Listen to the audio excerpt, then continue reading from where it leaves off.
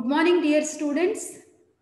We are going to discuss embryological development of nervous system, the complete nervous system we are going to discuss today.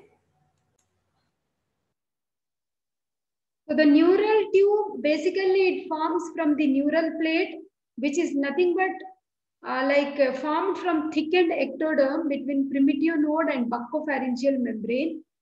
So the neural tube is nothing but it is formed by the fusion of neural folds at the middle of the plate, then extends craniocaudally till the closure of anterior neuropore, which usually takes place on 23rd day of intrauterine life, and posterior neuropore, which closes at 25th day of intrauterine life.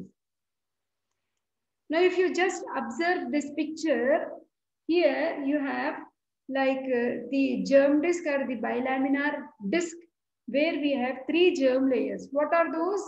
We have, this is the ectoderm, which is shown in blue color. Then we have mesoderm, which is shown in brown color. And then we have endoderm, which has been shown in yellow color. If you just observe the ectoderm is forming a fold. The name of this fold is neural fold. So the ends of the neural fold will just join to form the neural tube.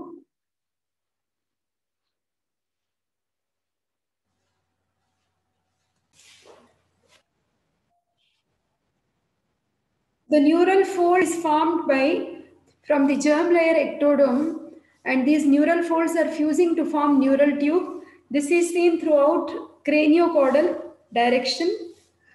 You can see this is the ectoderm.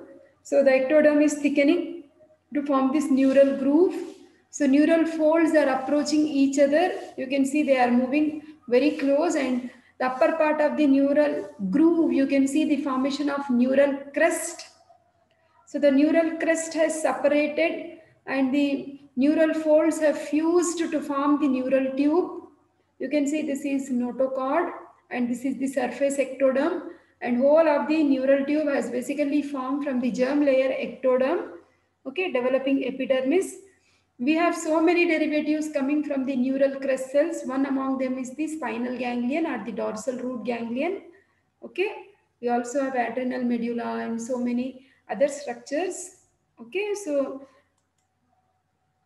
now I told you like whole of the tube is present craniocaudally. This is the bilaminar germ disc where we have all three germ layers which forms the future embryo. We have the head fold and tail fold supposingly, and you can see the neural fold has started forming like a fold from craniocaudal direction. In the first picture you are finding the anterior and posterior neuropores are quite big and they are open. Okay, and you can see the fusion has begun from the craniocaudal direction, and you can see the opening in the anterior end, you call it as anterior neuropore, and posteriorly we call it as posterior caudal neuropore. Okay, so this is ectodermal derivative. From the mesoderm, we have the formation of somoids. Okay, and we can see the formation of optic plug cord. This thing we have seen when we were doing the development of phase. Okay. So the spinal cord, it is developed from the caudal part of the neural tube. So that means this is the caudal part of the neural tube. From here you will see the formation of the spinal cord. Okay, firstly the neural tube is formed of a single layer which proliferates to form middle mantle layer with lining ependymal layer. Marginal layer is the nerve axon that lies outside the mantle. So it's this picture, you can see this is the neural tube. Okay, craniocaudal direction anywhere. If you take this section, the future spinal cord formation, you have like two plates, towards the anterior side, we have the basal plate, and towards the posterior side, we have alar plate. Okay, and this is the neural tube, and this is the floor plate. You can see the mantle layer and the marginal layer, right? So this towards the anterior aspect, you are finding the anteromedian fissure or the ventral fissure. So this is the anterior horn or the ventral motor horn of the spinal cord. This is the posterior horn, also called as dorsal sensory horn. The outside area is completely white matter. Okay. So this is neuroepithelial layer, and the partition what you see between the alar and basal plate, you call it as sulcus limitans. Okay. So in the alar plate, you can see the further subdivisions, mantle and the marginal layer, inside and outside respectively. Okay. So that's what is written. Firstly, the neural tube is formed of a single layer which proliferates to form middle mantle layer with lining ependymal layer, and marginal layer is nerve axon that lies outside the mantle. Mantle layer will be differentiated into ventral basal lamina or and a dorsal alar lamina. This demarcation appears on the inner surface of neural as sulcus limitans, what we have seen here. See, this is the sulcus limitans. So in front we have basal plate and behind we have alar plate. Okay, basal plate and alar plate. And the partition is sulcus limitans. Okay, this is sulcus limitans, anteriorly basal and posteriorly alar plate. So the basal lamina forms anterior horn cells and alar lamina forms posterior horn cells. Okay, so this is anterior horn cells and this is posterior horn cells. We find the formation. The level of lower end of spinal cord. Firstly, spinal cord occupies the whole length of the vertebral canal. This we have discussed when we were doing spinal cord also. At birth, spinal cord lies at the level of L3 vertebra. In adult, it terminates at intervertebral discs of between L1 and L2. So this is like during the intrauterine life, you can see completely it is like seen in the vertebral column. Okay, occupies whole length of the vertebral column. At birth up to L3, and in adults between L1 and L2 the spinal cord ends. Okay, so this is one you are finding L3. Okay, and this is you can see between L1 L2 it is ending. Okay, so these are the pictures at birth. You can see this is at birth which is lying at the level of L3. So that means vertebral column keeps growing continuously, whereas the formation of the spinal cord length stops growing. Okay, that is the reason you will see in adults, like it is terminating at L1, L2, but the vertebra keeps growing. Okay. Now let us see the congenital anomalies of this spinal cord. So there is a condition called as spina bifida occulta. So you can see this is the vertebral body and this is the vertebral arch. Posteriorly the vertebral arch is not fused. Hence you will see the spinal cord is not protected by the spinous process of the vertebra. Hence it comes to lie just below the skin. Okay, and the spinal cord is covered by the what are those meningeal layers? Dura mater, arachnoid matter, and pia mater. So the spina bifida occulta, defective formation of laminae of the vertebrae. This part, spina bifida occulta. Meningocele, again you are not finding the formation of laminae. Spinal cord meninges are protruding outside. Okay, this is meningocele, protrusion of meninges through the laminar defect. Then spina bifida with meningomyelocele. So meningomyelocele in the sense meninges and also the spinal cord both have protruded outside. Hence it is meningomyelocele. Okay. Rachis is defective closure of neural tube and laminae of vertebrae. So this condition is rachis. Okay. Now let us see the development of brain. So basically brain we have three vesicles, forebrain, midbrain and hindbrain. We have certain flexures like mesencephalic flexure, pontine flexure and cervical flexure. Okay. Now see these are the three basic subdivisions like we have forebrain, midbrain and hindbrain. So the forebrain has been further subdivided into telencephalon and diencephalon. Telencephalon is peripheral part of the cerebrum. Diencephalon is the deeper component what we have seen as basal ganglia.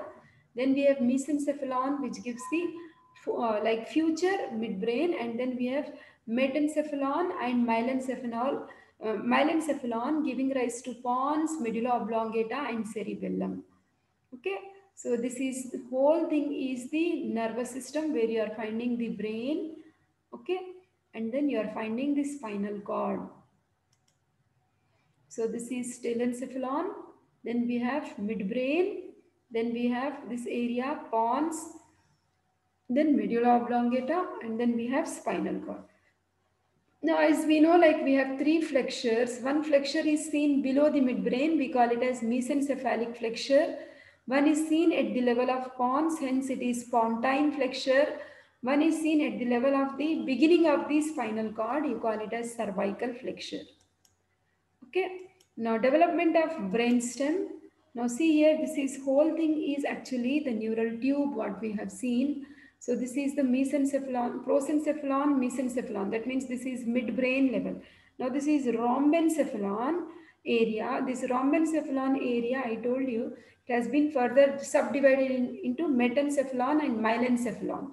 So metencephalon part is basically giving rise to the pons and myelencephalon to medulla oblongata. Okay. Now, if you take this section at this level, we know like we have already studied fourth ventricle. So this is the section which we have taken at the fourth ventricle, where again you are finding like in the spinal cord also we had anteriorly basal plate and posteriorly alar plate. So similar subdivisions, and in between them you are finding the sulcus limitans. And this area is actually called as roof plate. Further development, you will see from the roof plate, you will see the formation of choroid plexus, which are responsible for the formation of the CSF, isn't it? Then we see the formation of the nuclei from the basal plate. So we have different types of nuclei. What are those? We have somatic efferent, which is most medial, somatic efferent of 12th cranial, that is hypoglossal. Then as you move laterally, we have special visceral efferent of 9th, 10th and 11th cranial nerve. And as you move more laterally, we have general visceral efferent. Now, this is in the medulla oblongata. Lower down, we also see the olivary nucleus. Okay. So, this is the level of pons and this is the level of medulla oblongata. Now, the same thing has been texted here. The upper part of the medulla and pons cavity is widened to form fourth ventricle. Roof plate will form the roof of fourth ventricle. Alar lamina becomes lateral to basal lamina. Dorsal edge of alar lamina of pons will form superior rhombic lip. Dorsal edge of alar lamina of medulla will form inferior rhombic lip. Rhombic is nothing but the roof of the fourth ventricle. Now, the lower part of the medulla and midbrain, the cavity remains as central canal. Alar lamina is lateral to basal lamina. We have seen this. Then the alar and basal laminae will give rise to the nuclei, which also we have seen, isn't it? So, what are the various nuclei? General somatic efferent from motor nuclei of 3rd, 4th, 6th and 12th. Special visceral efferent forms motor nuclei of trigeminal, facial, 9th, 10th and 11th. General visceral efferent, Edinger-Westphal nucleus, oculomotor, superior salivatory nucleus of facial nerve, inferior salivatory nucleus of glossopharyngeal nerve and dorsal nucleus of vagus. Okay. So let us go back to the picture. Basal lamina. This one. So we have somatic efferent 12th. Then we have special visceral efferent 9th, 10th and 11th, and this is general visceral efferent. Okay.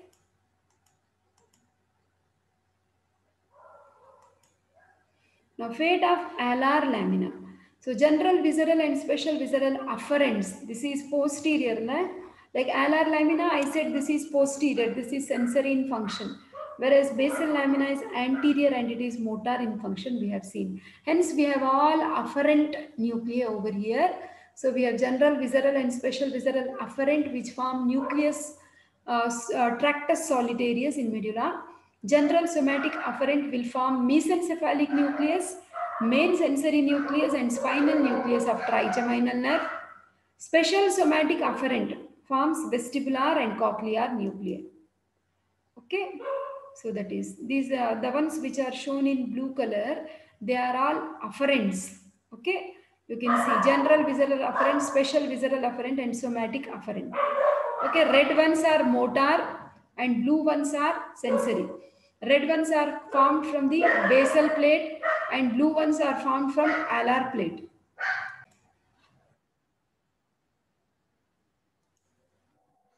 Now let us see the development of cerebellum.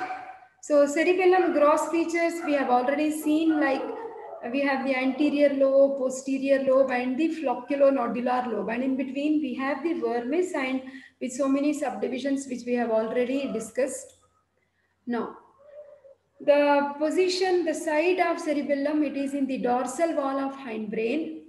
So cells, of course, ectodermal dermal cells of neural tube. The steps are formation of two cerebellar swellings from the superior rhombic lip, fusion between the cerebellar swellings that covers the roof of fourth ventricle.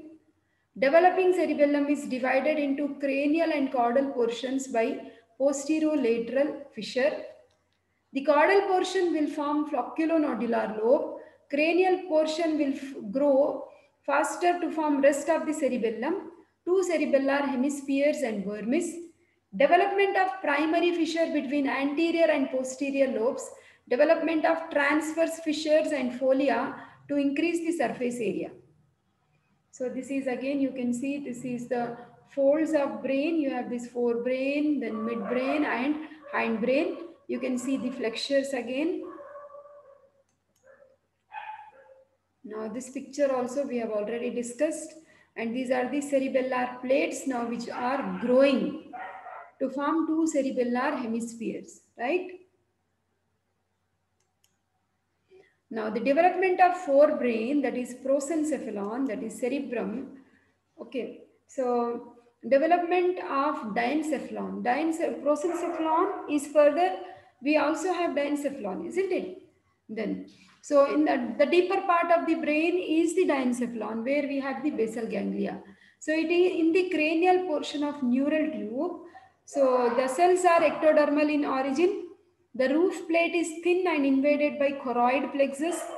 Floor plate is thickened and divided into posterior larger part which forms the hypothalamus, anterior smaller part which gives rise to posterior lobe of pituitary gland.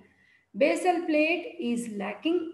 Alar plate will form thalamus, rest of the hypothalamus and epithalamus. Cavity will be third ventricle. Now, development of cerebral hemispheres, they are developed from telencephalon of forebrain. Telencephalon is overall, prosencephalon has two subdivisions, telencephalon and the diencephalon. Diencephalon is deeper part, telencephalon is the outer part of the forebrain. The cavity will be lateral ventricles. Neuroblasts migrate externally to form cerebral cortex, while some cells remain near the base to form basal ganglia. Axons from neuroblasts in cortex will form internal capsule that splits corpus striatum into caudate and lentiform nucleus. The cerebral cortex will expand forwards, backwards, laterally and downwards to form cerebral lobes. Insula is formed as this part of the cortex will grow slowly, whereas surrounding grow faster and cover it, forming opercula, lids of the insula. At first, the cerebral cortex is smooth, but later in fetal life, it grows and expands to form sulci and gyri. Okay, so you can see how the brain growth is taking place here. 13 weeks, see the size 14, 17, 19 and 21 weeks. Okay. So that is the size of the brain you can see during intrauterine life, 5th month, 7th month and 9th month. Now let us see certain congenital anomalies. So suppose if the head of the baby is not formed, defective formation of skull cap with exposed malformed brain, you call it as anencephaly. Okay, so anencephaly. Then we have other conditions like, see, hydrocephalus, distension of ventricles due to accumulation of CSF. You can see the picture here. So this is hydrocephalus, where you will see inside the ventricular system, basically the CSF is present, but you will see the CSF is excessively accumulated because anterior and posterior fontanelli are not yet ossified in the newborn baby. Okay, we know like we have the bregma and lambda. leading to hydrocephalus. Okay. Microcephaly, small sized brain and skull. Okay, you can see here, this is microcephaly. The size of the brain is very small, head is also very small. Meningocele, protrusion of meninges through defective skull. Can see this picture also. You can see meningocele. And the other conditions we have meningoencephalocele, protrusion of meninges and also brain tissue. Meningohydroencephalocele, protrusion of meninges, brain tissue and dilated ventricles. Then holoprosencephaly, malformations of midline structures of head in brain and face. Schizancephaly, large cleft in cerebral hemisphere. Arnold-Chiari malformation, caudal herniation of cerebrum through foramen magnum. So this is hydrocephalus, microcephaly, exencephaly, Arnold-Chiari. You can see the, basically in the foramen magnum, you should see only the spinal cord should pass, but here the cerebellum has herniated and now you can see it is entering into the foramen magnum and entering into vertebral canal of the like vertebral column. That is Arnold-Chiari malformation. Okay, schizencephaly, then holoprosencephaly. So meningoencephalocele, where you are finding the meninges and also brain tissue is herniated. Okay. So we have certain important derivatives from neural crest. Cells between the neural plate and rest of the ectoderm form primordia of neural crest, from where you will see the formation of dorsal root ganglion, sensory ganglion of 5th, 7th and 9th, 10th nerves, then neurons and satellite cells of sympathetic ganglion, parasympathetic ganglion, Schwann cells, and specific cells of adrenal medulla, chromaffin tissue, and melanoblast. So this list of derivatives of neural crest is every time 3 marks question. So try to read it very carefully. That's it. Study well. Thank you.